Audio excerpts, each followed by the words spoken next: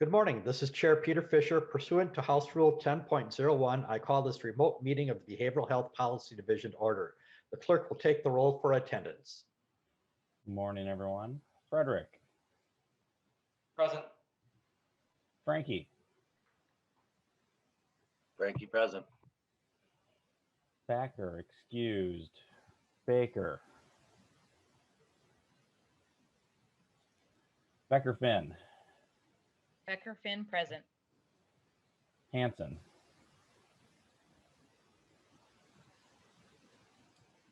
Hanson. Kotyza-Witthuhn. Present. Lippert. Lippert present. Moeller. Present. Pearson.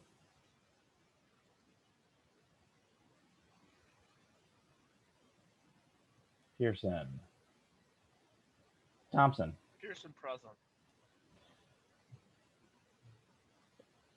Thompson. Baker. Hanson. Thompson. Mr. Chair, we have a quorum. Okay, thank you. Quorum being established, our first item on the agenda is approval of minutes from last Wednesday, March 10th. Are there any questions or corrections to the minutes?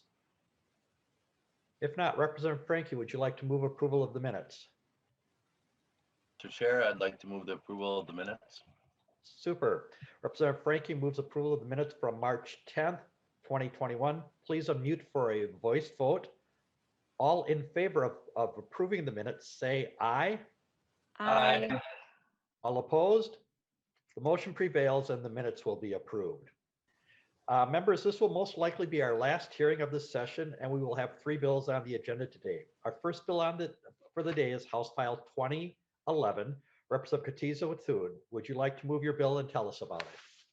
Thank you, Mr. Chair. Yes, members, I would move House File 2011 to be before the committee today. And I believe we are looking to move it on to the Health or the Human Services Committee. Thank you. Right. Yes, Representative Kotyza-Witthuhn moves that the House File 2011 be recommended for referral to the Human Services Finance and Policy Committee. Representative Witthuhn, go ahead and present your bill. Thank you, Mr. Chair. So just a little bit of background on House File 2011. For many children and youth, there are options to access community-based mental health services, especially school-linked mental health services that can meet their needs. But some youth will require more intensive mental health services. Unfortunately, there's really very few resources for the youth and their families to access intensive mental health services in their communities. Last session, the legislature did pass some policy changes to the Youth Act program, but there is still work that needs to be done. So House File 2011 focuses on one successful program to provide these supports in the community. Intensive non-residential rehabilitative mental health services, or Youth Act, provides a multidisciplinary and team-based approach that is modeled off of the Assertive Community Treatment, or ACT, teams for the adult population. While eligibility criteria are different for Youth Act, both provide intensive supports in the community for children and youth with serious mental illnesses. The Youth Act team coordinates treatment for mental illness, school and employment, housing, family engagement, and physical health services. Currently, Guild Incorporated and Northern Pines Mental Health Center offer Youth Act services. While we still have more work to be done to improve and sustain the Youth Act program, House File 2011 gets things started by letting younger children and older youth be eligible for Youth Act services.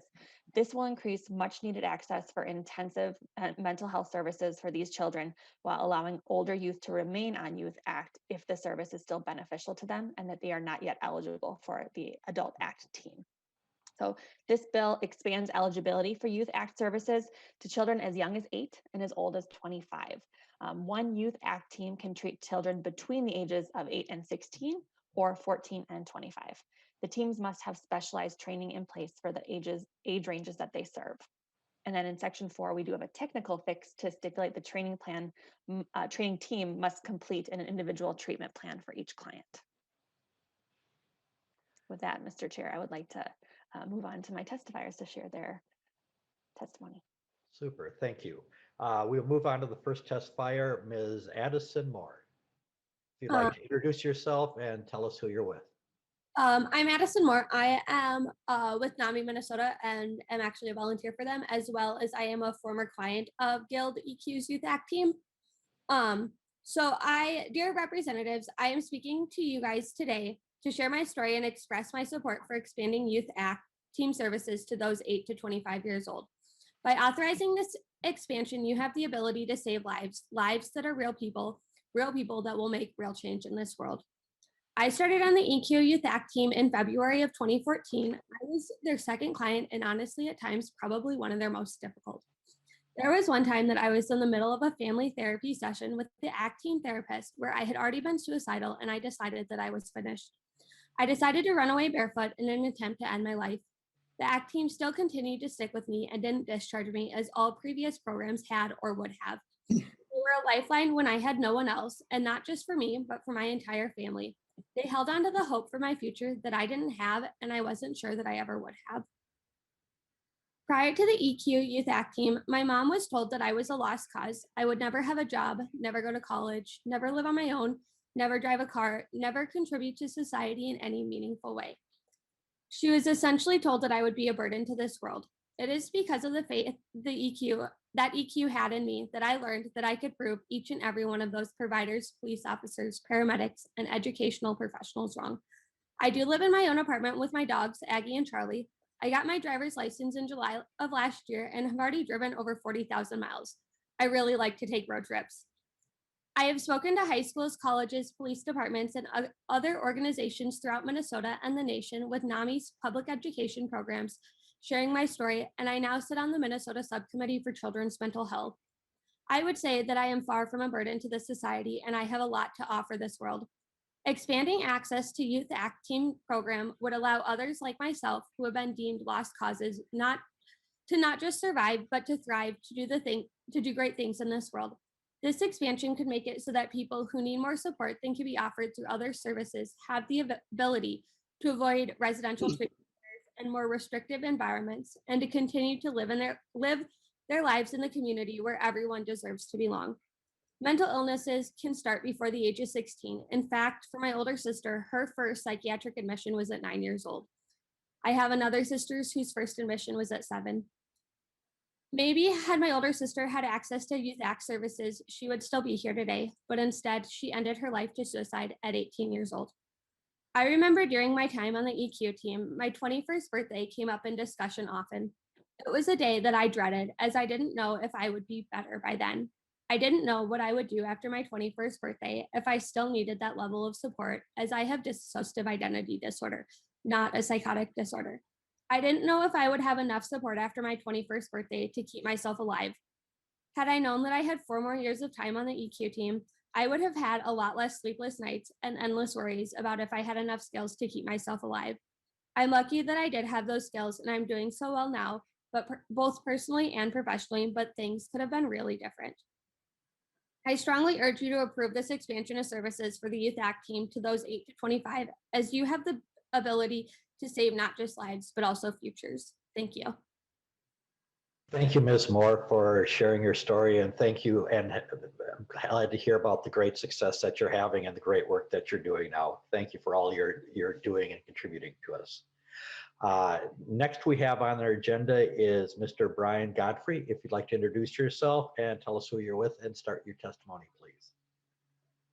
Chairman Fisher, first, good morning. I'm Dr. Brian Godfrey, in support of 2011. I work with the Guild Services youth team.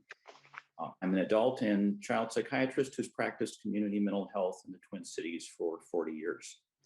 I've been especially interested in transition age youth for the last 15 years, as I felt this is where one gets the most bang for the buck.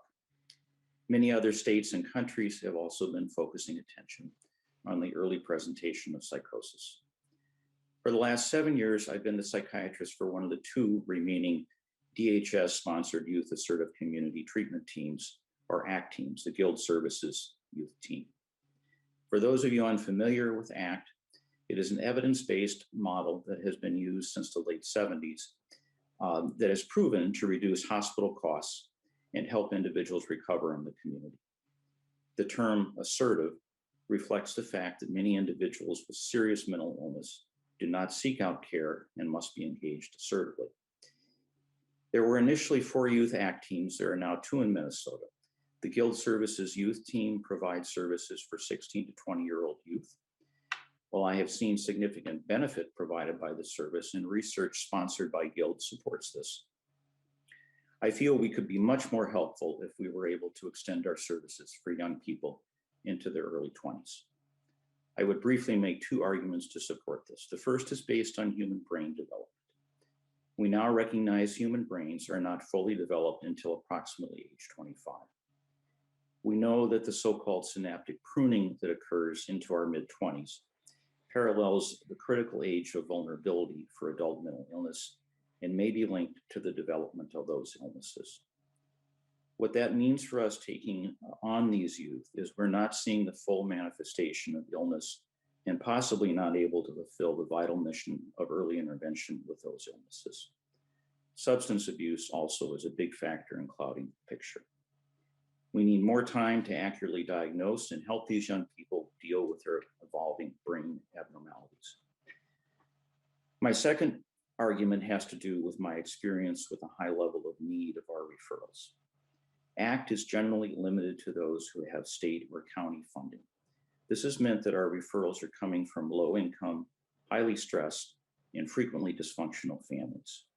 In other cases, it has meant that the children have had long-term disabilities predating their more acute psychotic disorders, such as, for example, autism evolving into schizophrenia. It is also common for us to get referrals of adolescents who youth residential treatment programs reject as too psychotic or too violent. The residential programs available for young people are less prepared for these illnesses than we are. I have worked with 3 adult ACT teams. I straddle both worlds. Quite simply, these young people have much higher and more complex needs and are also less trusting of adults. When they turn 21, we are now forced to transition them to other adult intensive services where they must again develop relationships when they're just starting to trust and make gains with us. I hope this will be helpful in your decision. Thank you. Thank you, Mr. Godfrey, for your testimony. Are there any questions for testifiers or for our author? Representative Frankie. Thank you, Chair Fisher. Thank you, Representative, for bringing this bill forward. I want to thank the testifiers. One of my questions was kind of answered about why are we going so late in the age range on this, understanding the brain development is 25. And I don't know if Representative Kotyza-Witthuhn could answer this, or maybe the testifier. What happens at that point? As we've discussed throughout this committee, the transition points, and the doctor alluded to it a little bit. What happens at that transition point is my concern, because we're extending this so we don't cut off that trust level at age of 20 and allow them to continue. How do we still continue to keep that going once this bill still happens to end at 25? Representative Kotyza-Witthuhn, or to one of your testifiers, Mr. Godfrey, who would like Thank to. you, Mr. Chair. I think I will let Mr. Godfrey address that. Mr. Godfrey, if you'd like to go ahead, please. Thank you. That's a good question. The stopping point is somewhat arbitrary. I would point out that we have somewhere approaching 30 adult ACT teams in the state. Many of our young people would qualify for those. In other situations, they may go into targeted case management. They may go into a residential program, adult foster care, but it's still clearly going to be important to make a warm handoff. With our youth, we try to have a 3-month transition period where we overlap with other services, but absolutely that will still be critical. Thank you, sir. Representative Frankie, further questions? Nope, thank you, Mr. Chair. All right. Mr. Chair, I think Ms. Aberholden may have wanted to provide an answer as well. Oh, certainly. Ms. Aberholden, would you like to testify? And if so, identify yourself and who you're with, and you can start your testimony, please. Thank you, Mr. Chairman. Members, Sue Aberholden, Executive Director of NAMI Minnesota. I just wanted to add to Representative Frankie's question, and that is that, frankly, we do a terrible job of transitioning children with serious mental illnesses to the adult system. We don't have the same criteria. Things don't line up the same at all, which is partly why we wanted to, at least in this particular program, make sure that we can extend it for these particular young people. But we have a lot more work to do in that area so that, frankly, young people just don't kind of fall off and not qualify for services anymore. Thank you, Ms. Aberholden. And I'm checking I'll give another moment here, see if any other questions come up. Not seeing any further questions, I'll turn it over to Representative Kotyza-Witthuhn for final comments. Thank you, Mr. Chair, and thank you to my testifiers today for sharing their stories and their experience. I think that expanding the age of access for this program is going to do a lot of good, particularly in saving lives and saving futures, as Ms. Moore had mentioned. And I think that it's really important that our children and our youth know that we're not going to give up on them. And this is one of the ways that they can get the help that they need, and just kind of extend it until they are in a place that they feel more able to handle their challenges themselves. I appreciate your support. Thank you, Representative Kotyza-Witthuhn. With that, Representative Kotyza-Witthuhn renews her motion that House File 2011 be recommended for referral to the Human Services Finance and Policy Committee. Mr. Kroos, please take the roll. Fisher. Fisher, aye. Fisher, aye. Frederick. Aye. Frederick, aye. Frankie. Frankie, aye. Frankie, aye. Baker. Baker, aye. Baker, aye. Becker Finn. Becker Finn, aye. Becker Finn, aye. Hanson. Hanson, aye. Hanson, aye. Kotyza-Witthuhn. Aye. Kotyza-Witthuhn, aye. Lippert. Lippert, aye. Lippert, aye. Moeller. Aye. Moeller, aye. Pearson. Pearson, aye.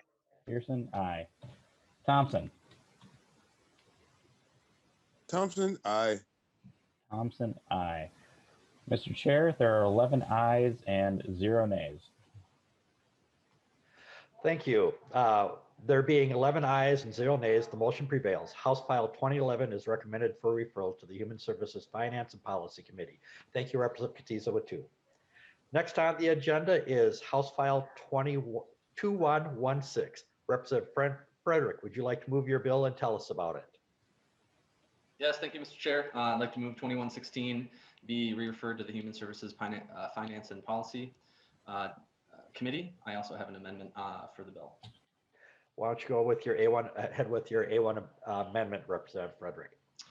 Thank you, Mr. Chair. I'd like to move the A1 amendment before the committee. It is a technical update feedback that was received from DHS, and I would invite DHS to make any comments on it. Okay, Representative Frederick moves A1 author's amendment to put the bill in the shape you would like it for the bill's first committee hearing. Any questions? Seeing no questions, this is going to be a voice vote. If you could unmute yourselves. All in favor say aye. Aye. Aye. Aye. Opposed? The motion prevails. The amendment is adopted. Representative Frederick, please tell us about your bill. Thank you, Mr. Chair, members. One of the things that we've heard in this committee over and over again is the need for mental health services, and that we need more providers and we need more. But one of the things that we can do in addition to adding more people into the workforce is give our current providers more time, more face-to-face time with the people that they are serving. One of the ways that we can do this is increase efficiencies and reduce the amount of paperwork that they have to do. The more time that they can have working with people, the more people that they're able to serve. And so that's what this bill does in a nutshell. And I would turn it over to my testifiers at this point.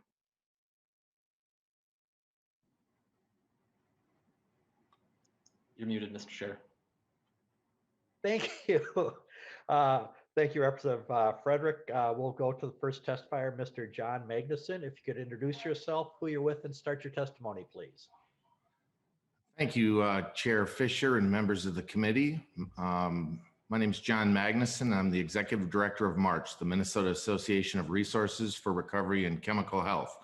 MARCH is a professional association of addiction and treatment professionals and organizations striving to raise awareness about addiction and the power of recovery. We represent more than 75 agencies and a workforce of more than 5,000 individuals with members in every region of Minnesota. The goal of MARCH is to improve access to quality behavioral health services for all Minnesotans who need support and share the value of long-term recovery to the individual, family, and communities we live in. Our three overriding public policy goals this biennium are increasing access, strengthening the workforce, and creating sustainability. Representatives Frederick's paperwork reduction supports all three. In a moment, I'll invite my colleague and longtime MARCH Board of Governor, Dr. Lance Egley, to share the history of this initiative and describe in greater detail how this bill complements the work already underway with DHS on unified service standards. MARCH is proud of our collaborative process of problem solving we've established and tries to work with all stakeholders we share responsibility with on the behavioral health continuum. This same spirit was brought to our work with DHS on paperwork reduction. In fact, we see paperwork reduction as essential in helping us weave together and make seamless the important work already underway on unified service standards. While we have valued and appreciated the professional work of the internal DHS staff, sometimes an outside perspective can identify blind spots and challenges that, when identified and addressed, strengthen a system and allow greater integration of the parts, making a more seamless and effective process improvement. We've got great confidence in the NIATEX model of process improvement, which we feel would bring great value to our collaborative work with DHS. MARCH again appreciates the leadership and work of Representative Frederick on HF 2116 and thanks the chair for the time. And if okay with the chair, I'd invite my colleague, Dr. Lance Egley, to unmute and share now. Okay, thank you, Mr. Magnuson. Dr. Lance Egley, if you'd like to go ahead, introduce yourself and start your testimony, please. Thank you, Honorable Chairman Fisher and members of the committee. My name is Lance Egley. I'm testifying for MARCH. I have provided direct service for substance use disorder clients, trained other providers, and developed systems over the last 25 years. I have 2 licenses, a PhD, and I completed at University of California, Berkeley, a postdoc in the organization and financing of mental health services. I want to thank Representative Frederick for his straightforward introduction of the purpose of this bill. House File 2116 formalizes a collaborative relationship between the Department of Human Services and substance use disorder providers to reduce paperwork, improve systems, and make regulation more consistent. We plan to update piecemeal requirements and forms that have accumulated over many, many years and decades, resulting in sometimes in unnecessary, duplicative, confusing, or impractical rules. The department's March 2020 report to the legislature recommends this work. Our exhibits show something of the process and possible results. John referred to NIATEX. Compare the marked difference between mental health and substance use disorder regulation, show support from the Mental Health Legislative Network Blue Book, and provide a copy of the DHS report. After several years of long effort centered around getting adequate resources to do this work and getting everybody on the same page, this past September, DHS began voluntary collaboration with MARCH toward this end. Since September, we've had a very slow but consistent, steady increase in committing time and energy. This increased commitment was obtained partly by combining the Uniform Service Standard process that the department has been looking at for many years and already completed with mental health. With the paperwork reduction goal.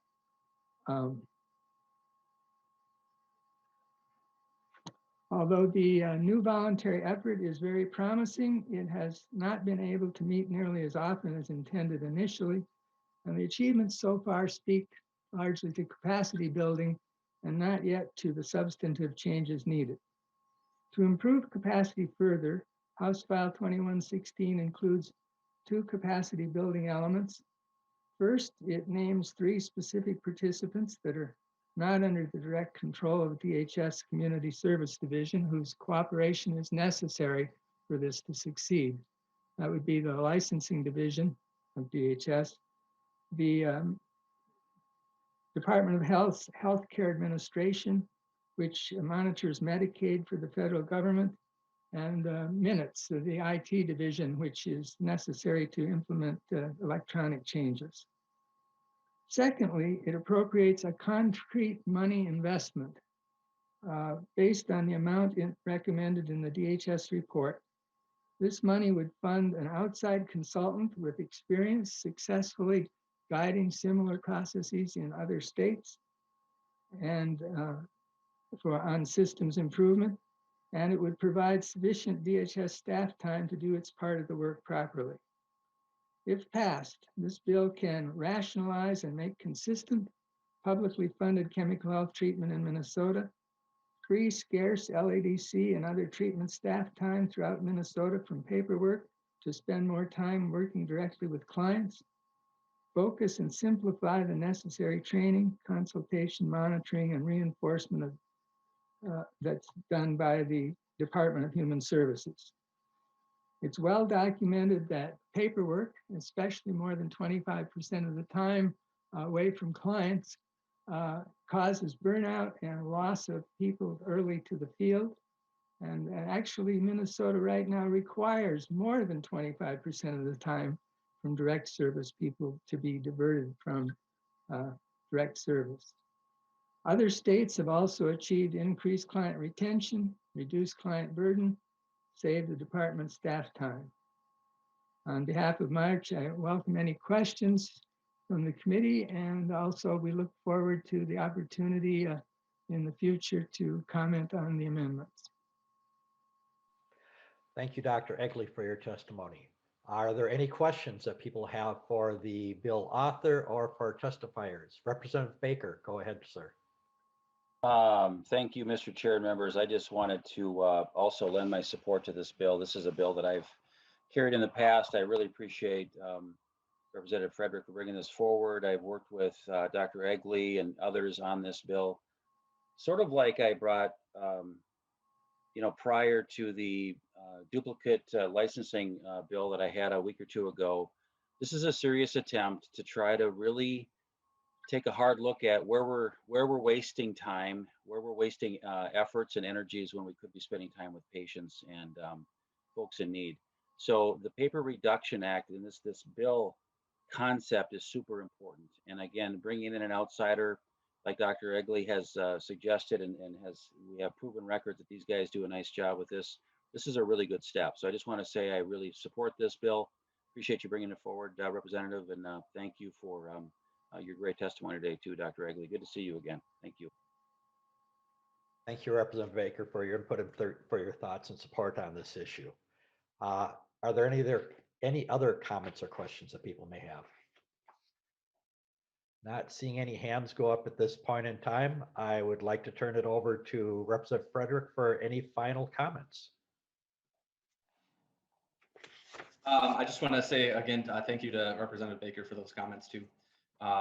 It's a pretty simple concept that if the more face time we can get providers to be able to provide services, the better off we're going to be. So I appreciate all the member support for this. Okay, there being no further discussion, Representative Frederick renews his motion that House File 2116 as amended be recommended for referral to the Human Services Finance and Policy Committee. Mr. Cross, please take the roll. Fisher. Fisher, aye. Fisher, aye. Frederick. Aye. Frederick, aye. Frankie. Frankie, aye. Frankie, aye. Baker. Baker, aye. Baker, aye. Becker Finn. Aye. Becker Finn, aye. Hanson. Hanson, aye. Hanson, aye. Kotyza-Witthuhn. Aye. Kotyza-Witthuhn, aye. Lippert. Lippert, aye. Lippert, aye. Moeller.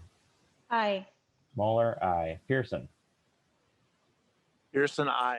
Pearson, aye. Thompson.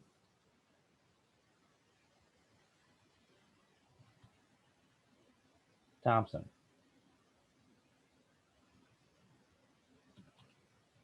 All right. Thompson, aye. Thompson, aye.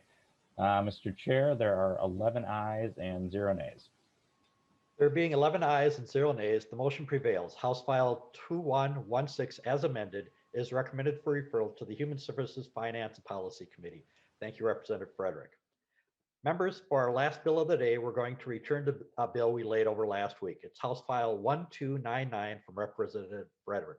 As a reminder, we previously adopted the A1 Authors Amendment, so we are considering the bill as amended today.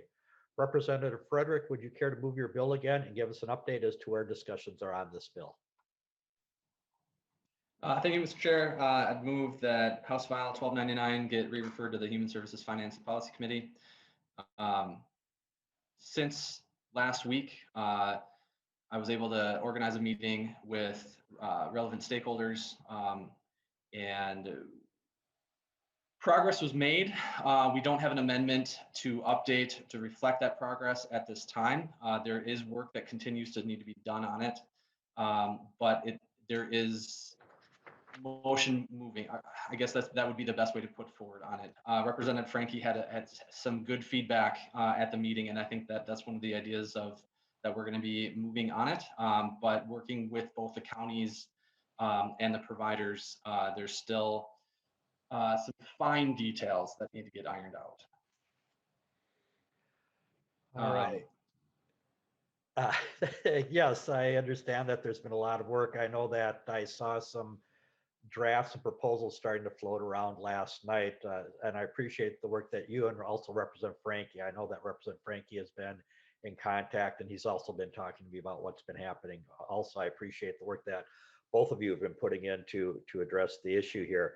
I noticed that we do have a testifier out there. Why don't we go ahead and take our testifier, Ms. Tammy Lewick, if we could take her testimony, and then we can go to discussion and questions.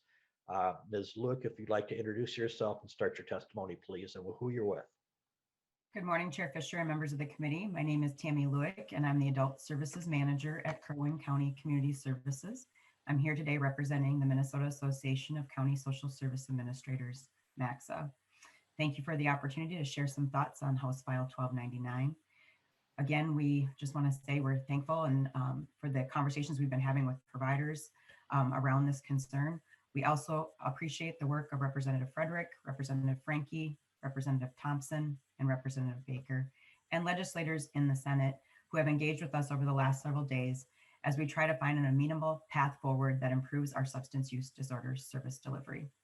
We want to stress that we will continue to work with providers to find a solution, yet we'd also like to share 3 quick perspectives from the county as part of this conversation.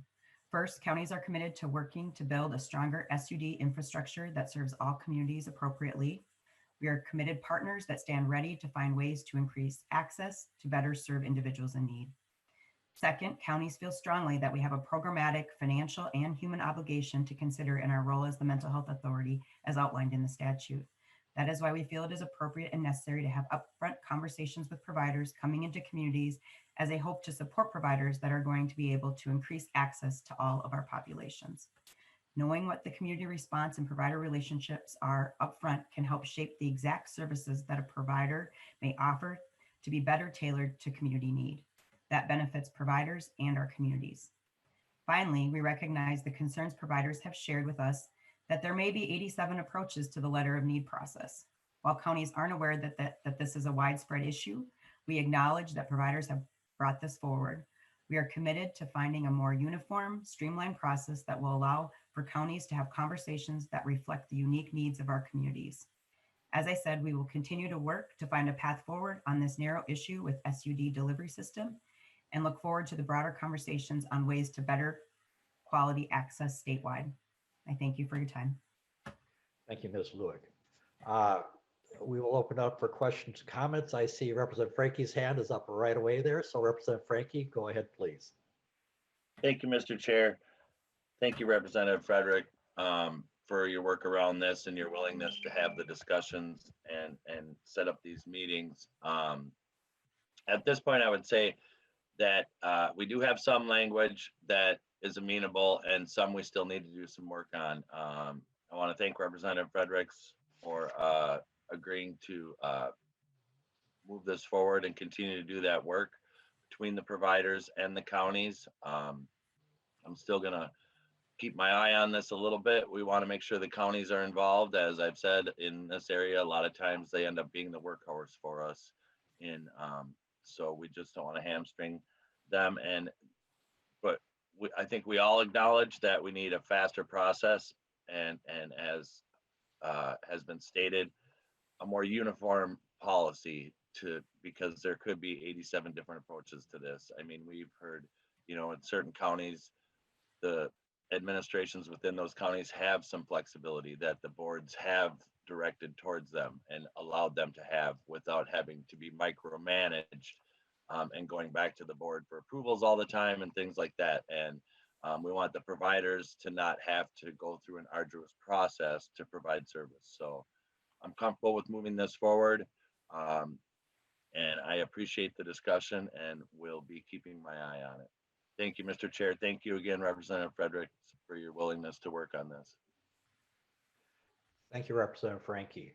I'm not seeing any other hands at the moment. Once again, I will say to Representative Frederick, Representative Frankie, and Baker and Thompson, who I understand here also have been involved, is I want to say thank you for the work. I know there's still more work to be done. It's very important that we have uniformity, making sure that we're having the input from the counties, and at the same time making sure that we have changes. What we have right now just is not working and needs to be modified. So I'm glad that we're moving this forward. I'm glad that the work will continue because I know that there will be something in the final bill to change from where we are now to where we're going down the road. I'm not seeing any other hands go up. Representative Frederick, do you have any final comments? I just want to reaffirm that I'm committed to getting everyone's input on this. I really enjoyed being able to work with Representative Frankie and the counties and the providers. And I think there is a path forward on this that will be able to improve things. And I think it's just a small little changes that we need to go from here. I think the core concepts are good. And I think we're really close to finding the final language that's needed. Thank you, Representative Frederick. There being no further discussion, Vice Chair Frederick renews his motion that House File 1299 as amended be recommended for referral to the Human Services Finance and Policy Committee. Mr. Cross, please take the roll. Fisher. Fisher, aye. Fisher, aye. Frederick. Aye. Frederick, aye. Frankie. Frankie, aye. Frankie, aye. Baker. Baker, aye. Baker, aye. Becker Finn. Aye. Becker Finn, aye. Hanson. Hanson, aye. Hanson, aye. Kotyza-Witthuhn. Aye. Kotyza-Witthuhn, aye. Lippert. Lippert, aye. Lippert, aye. Moeller. Aye. Moeller, aye. Pearson.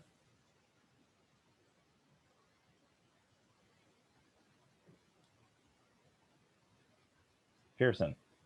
Pearson, aye. Pearson, aye. Thompson. Thompson, aye. Thompson, aye. Mr. Chair, there are 11 ayes and 0 nays.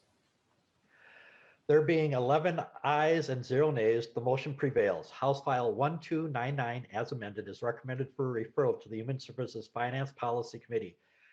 Thank you for your work on this bill, Vice Chair Frederick. Okay, that wraps up the bills that we've had before our committee today. Like to make some announcements here as we're wrapping up. This is most likely our last hearing of the session. If we need to meet again for any reason, we will send out notice. I'd also like to thank everyone for the work on the division and for creating a spirit of collaboration, bipartisanship in this area. It's one of the things that I appreciate when first working with Representative Frankie on this, is that we wanted to be very conscious about making sure that we're focusing on doing the great work for the people. And we've done a lot of hard work. Doesn't mean that we've not had tough discussions. We've had some very good discussions in here. And I appreciate the way that everybody has approached the issues that has come before us. One of the things to note as well, we've had tough discussions. Every bill that we passed from our committee out of here passed unanimously. And that doesn't mean that there isn't more work to be done. We all acknowledge that in a number of these areas that more work will continue to be done going forward. And I want to thank everyone for coming together and asking the tough questions as we step forward. I'd like to thank Representative Representative Frederick for stepping up as vice chair as a first-term member. And also very much, I want to say a big thank you to Representative Frankie for his engagement and his input as ranking member. And I'd like to open up to Representative Frankie for any closing comments you would like to make. Thank you, Chair Fisher. I guess I was unaware that this was going to be our last meeting, or I would have sent out treats. No, that's kind of where we are. We think this is our last meeting, but as I mentioned, there's still a possibility, depending what happens, we might still be called back in for informational hearings. But as our official one, this will be our final official one. So any final words you'd like to share with us as the official? Yeah, thank you, Mr. Chair. I just want to thank all the members. This has been a great committee. I want to thank the staff. Things have flowed really nice in this committee, and I want to thank you for your commitment to this area and to me to keeping this committee focused on what we need to accomplish. And that's been great. If we focus on what we need to get done, we can accomplish good things. And I think going forward, maybe take a little bit of the experience of this committee and use it in others. And that would be my advice to the members on how, if we just take the time to do the work and hear each other out, we can get things done. And I really appreciate that. I appreciate the time that you've given to me and my members. And once again, it's just been an honor. And hopefully we can continue this kind of good work together for times to come. So thank you, Mr. Chair. Thank you, everybody. You're welcome, Representative Frankie, and it has been an honor working with everybody, and we look forward to continuing the good work as we go forward. We've done a lot of work this past year. We've heard everything from hospital moratoriums to a number of reform bills to streamline the processes so that we can focus on the clients who are out there, making sure that we are not always worrying about whether an I's dotted or a T crossed, but focusing on being able to deliver services quickly to people who are in crisis and people who need it so that they can get the healing that they need to be successful in life. And that's of a huge focus. And I think that is what has guided everyone in our committee. We still have more work that's going to be happening out there. Some of the bills that we passed forward, we do know that there have been concerns on the original governor's bill that he had out, that originally was put out at a time when we had deficits. That caused concerns in the community that March has expressed. I know that a lot of work is being done on that to make sure that providers are going to be remain whole in that process.